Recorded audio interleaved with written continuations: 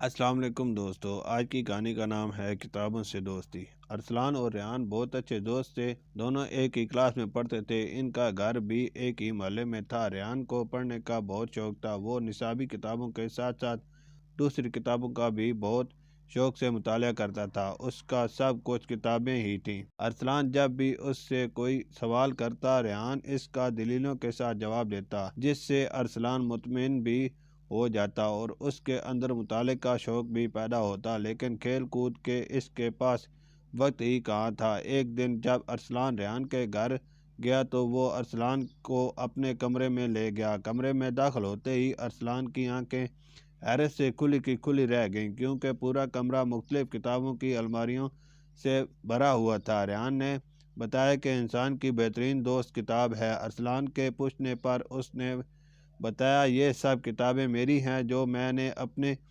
جیب خرچ سے خریدی ہیں۔ ریحان نے اسے واقعات کی ایک دلچسپ کتاب پڑھنے کو دی، جس کا پہلا واقعہ پڑھنے کے بعد اسے اگلا واقعہ پڑھنے کا شوق ہوا۔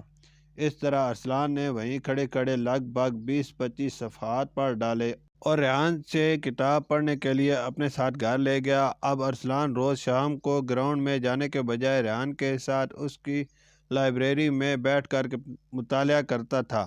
ارسلان بہت بدل چکا تھا۔ کتابیں اس کی زندگی کا حصہ بن چکی تھیں۔ اب وہ پیسوں کو فضول خرچ کرنے کے بجائے انہیں جمع کرتا اور ہر ماہ ریحان کے ساتھ جا کر کتابیں خرید لاتا، کیونکہ وہ جان چکا تھا کہ کھیل کود میں وقت ضائع کرنا ہے اور کتابیں انسان کی بہترین اور وفادار دوست ہیں۔ دوستو، اگر آپ بھی کوئی اچھا دوست بنانا چاہتے ہیں اور اپنے قیمتی وقت کو ضائع ہونے سے بچانا چاہتے ہیں تو کتابوں سے دوستی کر لیجیے گا۔ شکریہ۔